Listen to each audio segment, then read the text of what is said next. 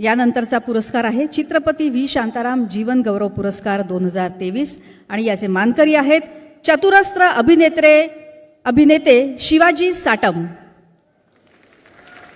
मराठी नाटकांपासून आपल्या अभिनय कारकिर्दीची सुरुवात करून मराठी हिंदी चित्रपट, मराठी मालिका, हिंदी मालिका असा त्यांचा कारकिर्दीचा चढता आलेख राहिला आहे। CID मालिका आणि त्यातील ACP प्रद्युम्न हे त्यांनी साकारलेलं पात्र अगदी लहान मुलापासून ते वयोवृद्धापर्यंत सर्वांनाच आवडलेलं पात्र।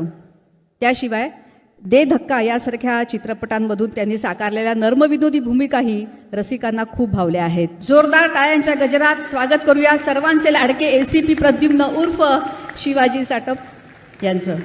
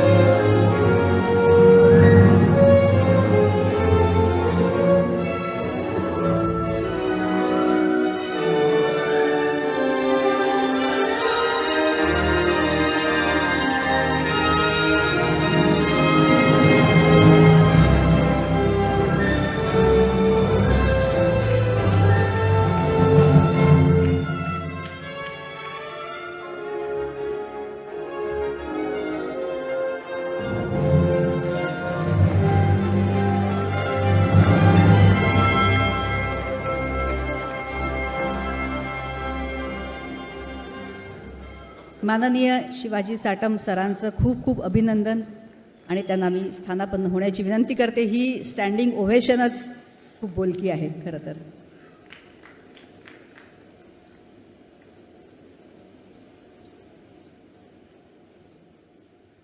नमस्कार। इथं लिहून दिलेलं पाठ करून बोलणं एवढं सोपं असतं, हे असं बोलणं शक्य नाही म्हणण्यापेक्षा कठीण आहे।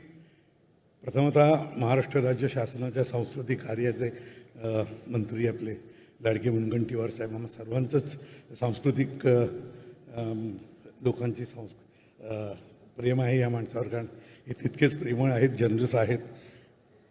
महाराष्ट्र राज्यसुद्धा आणि इतर सगळे मान्यवर इथे जे आहेत। आज चित्रपती व्ही शांताराम जीवन गौरव पुरस्कार मला शांताराम बापूंच्या नावाचा मिळाला, याच्या इतका मोठा मान दुसरा असू शकत नाही माझ्यासाठी खरंच। म्हणजे खूप मन भरून आलं जेव्हा मला कळलं तेव्हा। पण अगदी खरं सांगू का, इथे तर हे सगळे बसलेले माझे सगळे सोयरेच आहेत माझ्या या क्षेत्रातले। काही वडील आहेत, काही बरोबरीचे आहेत, पण तितकेच ग्रेट आहेत सगळे।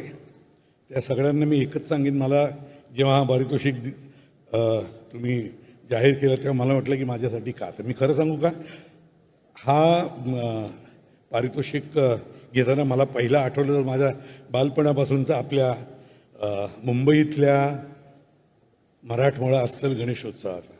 मी म्हणेन तिथेच माझी सुरुवात झाली नाटकं पाहण्याची, नाटकात काम करण्याची। तिथून मग मराठी रंगभूमीवर आणि तिथून मग पुन्हा अगदी इथे सांगण्यासारखी गोष्ट की माझी पहिल्यांदा मी जेव्हा कॅमेरा फेस केला होता आपल्या मुंबई मराठी दूरदर्शनवर, याच्या अगोदर मी कधी कॅमेराच्या समोर उभा राहिलो नव्हतो, तर ते सुद्धा तेवढंच, आणि मराठी दूरदर्शन।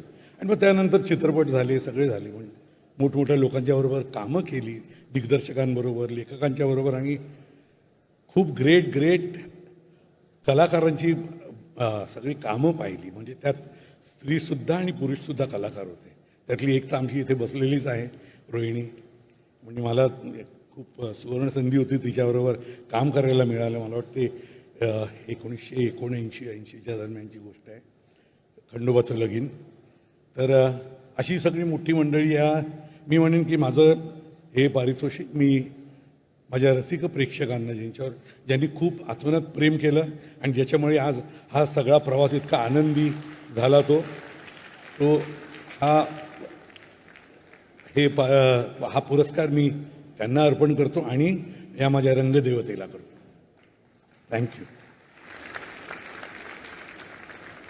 जय हिंद, जय महाराष्ट्र आणि सर्वांना राम राम.